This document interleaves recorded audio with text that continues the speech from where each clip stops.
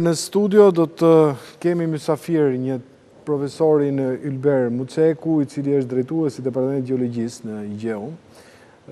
Inxhinier, mirë se erdhët. E di që është shumë e vështirë për ju përballë me televizorin, por këto janë ditët tuaja, domethënë është më se e kuptueshme. Tani Termeti ka bërë atë që ka bërë. Por ne nisemi shpesh edhe nga shpreha e famshme që nuk vret Termeti, por vret ndërtesa. Gjë që do të thotë që ne kemi ndërtuar në terrene ndoshta ajo gjithmonë të përshtatshme. A mund të më shpjegoni në radh parë pikpamjen gjeologjike, cilat janë zonat e rrezikshme, po themi, të ulësirës perëndimore, nuk po përfshihen vetëm për Tiranë dhe Durrës? Si ne duhet ta kuptojmë mirë, ashtu si kena thënë më parë, kemi diskutuar shumë, sidomos kur bin tërmetet, si Shqipëria dhe shqiptarët duhet mësohen të bashkëjetojnë me tërmetet. Për shembull, ne kemi thënë edhe kemi diskutuar shpesh Enkel edhe për rreziqet tjera që janë gjeologjike edhe rreshitjet. Dhe është një tërmet i vogël, pavarësisht se nuk është të përmasa, po ditë për ditë, në kohë shira është edhe rreshitjet, shemen godina banimit, fatmirësisht nuk ka myt njerëz. Është një tërmet i vogël, ka edhe përmytje që është edhe diçka i tërmet i vogël, pak në aspektit e Kosovës. Edhe tani ne duhet të mësohemi me këta fenomene natyrore që ndodhin në Shqipëri. Se Shqipëria në këtë lloj mjedisit është. Unë desha me tregu pak dhe cilat janë zonat më problematike, duke i referuar edhe studiuesve tonë sizmolog. Në Shqipëri më të rrezikshme në aspektin e shfaqjeve të tërmeteve. Duke bazuar në këtë studimet, tash janë qarta nga ekspert të sizmologjisë, ishte të Institutit të Sizmologjisë, më përpara dhe sot të Departamentit të Sizmologjisë të IGEU-mit, të Institutit të Shkencave, territori shqiptar ndahet në disa breza sizmikë që janë aktivë. Një nga brezat është edhe brezi i Adriatik-Jonian, që është ulësia perëndimore. Është në brezat më aktive në aspektin e prodhimeve ose gjenerimeve, trigërimeve të tërmeteve. Në qoftë se referohem një farë mënyrë dhe shkurës dhe historisë, në këtë zonë ka ra tërmete, jo, po shumë tërmete me 6 ritar, me magnitud 6 ritar. Pikërisht në Durrës, i fundit ka qenë, në vitin 1926, mos u gabosha, që ka qenë rreth 6 ritar, ku dhe me këtë tërmet ka pas dëmtime. Qoftë se referohem edhe historisë, Durrësi është objekt i goditjeve sizmike, që në vitet 58, gjithmonë duke referuar dhe historisë, pas Krishtit, dhe deri tash kohët e fundit, ku aktualisht ra dhe ky. Pra, ne i referohemi kronikave të shkruara, se mund ketë pasur dhe më përpara, po nuk ka kronikan. Po nuk ka kronikan. Tash dim edhe në vitin 1973, po nga kronikan, që Durrësi është rrafshuar një herë. Domethënë një tërmet që mendohet jetë i këtyre përmasave. Ne nisim gjithmonë duke nisur nga rezultati i prodhuar nga tërmeti. Tash për pyetjen tuaj ju pyetni shumë drejt.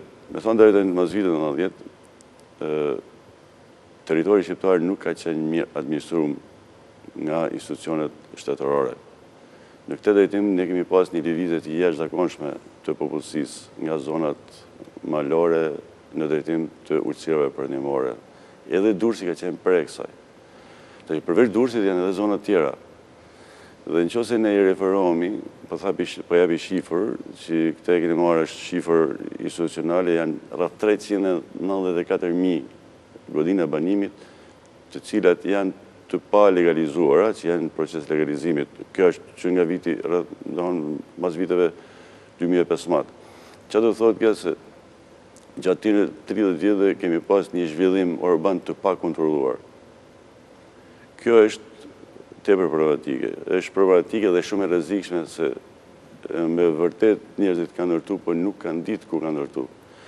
Tjetër është me objektet inxhinierike që janë të studiuara ose janë të projektuara nga inxhinierët. Këtu duhet bëjë edhe dallimi. Objektet inxhinierike që janë të projektuara dhe të vlerësuar nga një ekip ose nga specialist inxhinier, i kanë qëndruar edhe godisë tërmetit. Pavarësisht ata janë dëmtuar, por nuk janë shkatruar plotësisht. Dhe objektet e tjera Se në një më thot, objekti i fushkryes është bërë para viteve 90, po është një problem tjetër, se është një objekt i vjetër, ishte i goditur, një qarë, etj. Dhe gjë ishte goditja fundit. Tashi, që të kalojmë të pyetja juaj. Zona perëndimore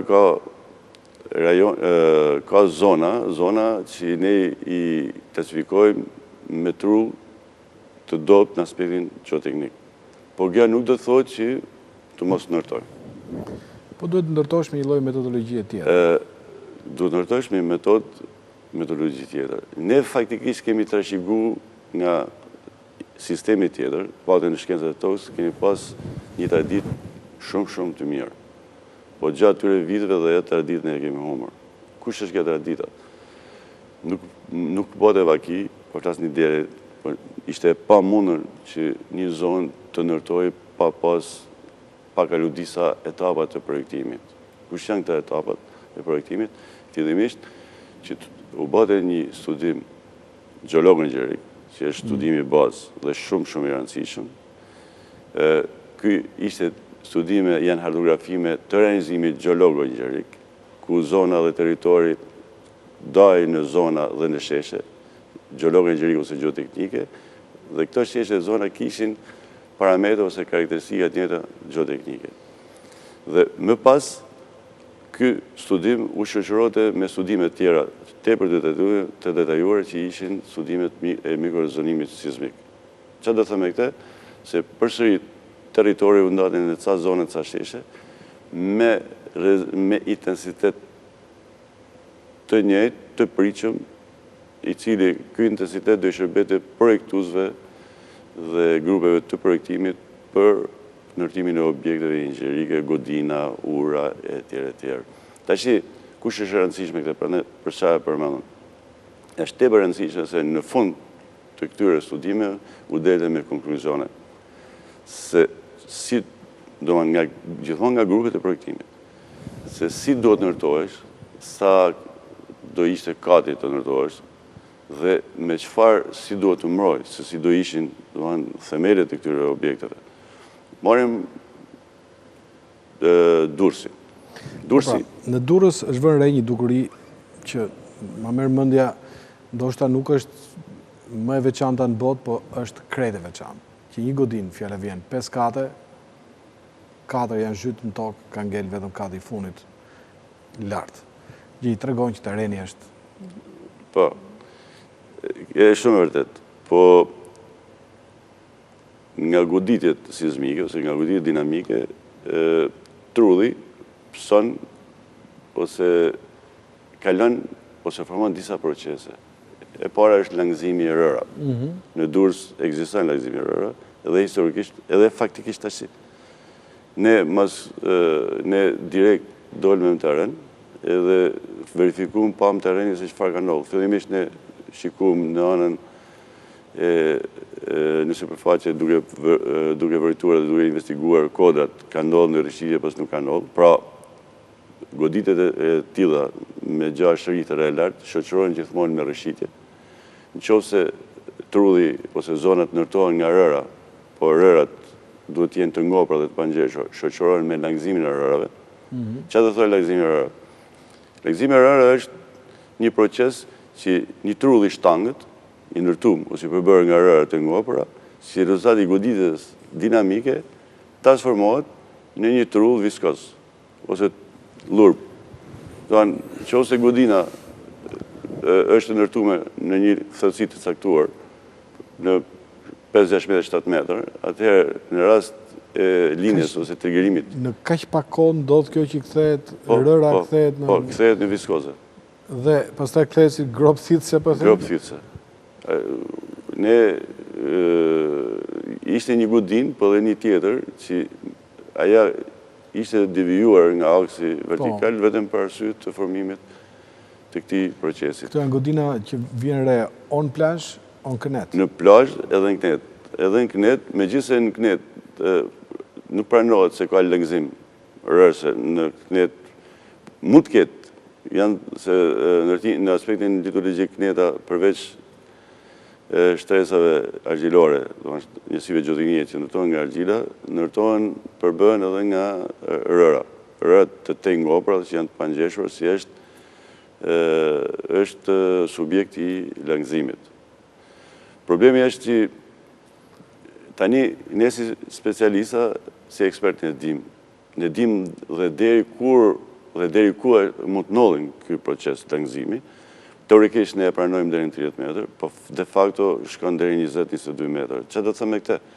Me këtë ne të thojmë ose i tregojmë specialistëve ndërtues, projektues, që deri në 22 metër ti ke ose mund të lind ky fenomen dhe të rrezikon gjithë objektin. Prandaj do të marrësh masa empirike, me çfarë do të marrësh me rregullimin ose me mendimin që të marrë një themel të thellë. Do të bësh një themel më të thellë dhe të betonosh gjithë paretet. Jo, e devijon. Nëse merr për shembull, kjo është problem konstruksionit, themeli thellë ku i thëmë ne, janë pilota. Po. Do përdorish pilota, që do e kalosh të thellësi. Do anë 22 metrash. Do shkosh akoma më thellë. Po, do kalosh. Nëse është rreziku 22, ti do të shkosh 30. Po edhe 30. Dhe në momentin që ti shkon 30, pastaj e shmang. E siguron, pa, siguron. Pra, cekësia e themelit në këtë rast mund të ishte vdekje prurse. Vdekje prurse. Kjo është. Ne kemi pas sa godina, aspektin shkencor këta janë fantastike për ne, po në aspektin e dëmtimit këta janë shkatërruese, se kjo është një tërmet shkatërrues, është fatkeqësi e madhe të ndodhin. Ndërkohë, aty në Kënet, që ju e keni pa dhe edhe vetë, ka plot godina që kanë rezistuar. Ka shumë, bile pjesë më madhe ka rezistu, por ka dhe të sa tjera që nuk janë rezistu. Ne kemi dalë në konkluzion se ne kemi analizu, në fakt jam analizu në aspektin e... Nuk keni bërë dhe matjet tani? Ne, fillimisht, unë i kam parë me atë syrin cili trull, është trulli apo është themeli, është objekti. Edhe në përgjithësi trulli aty është i njëjtë, po ne na ka rezultuar që godina që i kanë qëndru njerëzit, kanë qenë pak me zgjuar, ose me të frikshëm, ose kanë pyeti specialist, se aty pjesa më madhe është ndërtuar nga vetë njerëzit. Kanë shku nga zonat të ndryshme, ata që kanë bërë themelet thella. Ata që kanë bërë themelet thella, dhe një farë mënyrët kanë bërë themele më të forta ose më të shpeshta me plinta. Plinta është një themel, edhe themelit cekt është, po është shpërnda, ka një densitet më të madh, ato objekte i kanë qëndruar. Ndërsa disa shumë objekte tjera që nuk i kanë qëndruar, janë të dëmtuara dhe të shkatruara, janë se themelet e tyre janë tepër dobta. Profesor, unë kur po përgatitesha për këtë intervistë, pash një foto që më bëri shumë përshtypje. Fotot zakonisht në gazetari mund të kenë edhe efekte të menjëhershme emocionale, prandaj dhe përdoren. Pash një foto të vitit 1995 të gjirit Durrësit, ku e gjithë via bregdetare, gjithë gjiri është i gjelbër. Dhe më nuk ka kur farë ndërtimi, ka vetëm atë brezin e pishave që ka qenë. Dhe pash dhe një të sotën, që është i gjithi i populluar me hotele, me godina. Largo zotu nuk jam nga ata manjakët që të them që nuk duhet ta zhvillojmë turizmin e kështu me radhë. Por ato duket sheshit që janë ndërtuar në vend pishave. Dhe më që është toka ranore, po thuaj, sepse tani gjithi kemi parasysh si kanë qenë pishat e Durrësit. Në një tokë ranore, ti duhet ta presësh këtë gjën? Se tu janë dhe shumë kaçe. Për shembull, unë kam pa, është një godinë që këta e akuzojnë, madje dhe kryeministri e përmendi, që është shtesë mbi shtesë, po ajo s'ka lëviz. Shtesë mbi shtesë, po ajo s'ka lëviz. Tjerat po. Kjo dikur se unë paktën në 88 kam mbaru, edhe ne e njohim një farë mënyrë ligjit. Unë faktikisht bregdetin unë kam studiu. E kam studiu që nga derdhja, që nga Delta Bunës dhe deri në kepin e Sillës. Jo vizitu, për e kam studiu në aspektin geoteknik. Dhe ka pas një ligj, urbanistik, që nuk duhet në ndërtore deri në 300 metrë. Aja ishte për bukuri natyrore, për landscape në atë kohë, dhe mirë bate. Fundit edhe ai që i viziton, që e shef bregdeti duhet jetë i lirë dhe i vigjër. Jo, po nëse nuk dërton atje të 300 metrë dalësh në Kodër. Ku ka qenë projekti vjetër i italianëve për ndërtu Durrësit. Po, kështu ka qenë, de facto. Durrësin e ri, po themi. Po, për ne studiusit, për ne nuk ka vend që nuk ndërtohet. Sepse sot në linjën e mesme, ndërtohet për shembull në Katar, në rëra ndërtohet. Jo, ma ta kanë ndërtuar në det më? Po, në det. Do të them për këtë që ndërtohet kudo, por ndërtimin në këto zona, sepse në gjithë zonën, në gjithë bregdetin e Shqipërisë, në bregdetin akumulativ, historia ka tregu dhe studimet tona ka tregu se në rast të rënjes të tyne gjareve, të tyne tërmeteve, kemi zhvillimin ose formimin e procesit të lëngëzimit të rënët. Të gjithë ta janë subjekt i lëngëzimit të rënët. Por, si duhet të kalojmë, si duhet të shmangin këte, është gjithmonë ne duhet të themelet. Tashi, pyetja tjetër, unë nuk jam specialist se duhet jetë sismolog, me gjithë atë duke ne me këta sismologjist, ne e kena farë mënyrët kulturën, mase shpresoj që mos gaboj. Ky është problem, do të thënë se janë ca tërmete që binë afër, ose janë në territorit afër dhe godasin godinat të ulta, jo të larta, dhe janë disa tërmete që binë një farë mënyrët largësijet dhe godasin këto godinat e larta. Kjo varet të frekuenca. Për shembull, ky tërmeti që i ra tash ka një frekuencë shumë shpejt. Dhe ky ka dëmtu, më tepër ka dëmtu godinat, deri 6-7 kaq, se nuk ka dëmtu këta godinat e larta. Po nëse tërmeti do kishte pas frekuenca të ulta, do kishte dëmtu jo godinat e ulta, po godinat e larta. Kjo është problem se nëse objekti futet në rezonancë me valen, kjo është problemi, atëherë e këput në mes. Profesor, si përfundim, duhet të mësojmë një gjë të thjeshtë. Qofse do ndërtojmë, duhet pyesim gjeologët.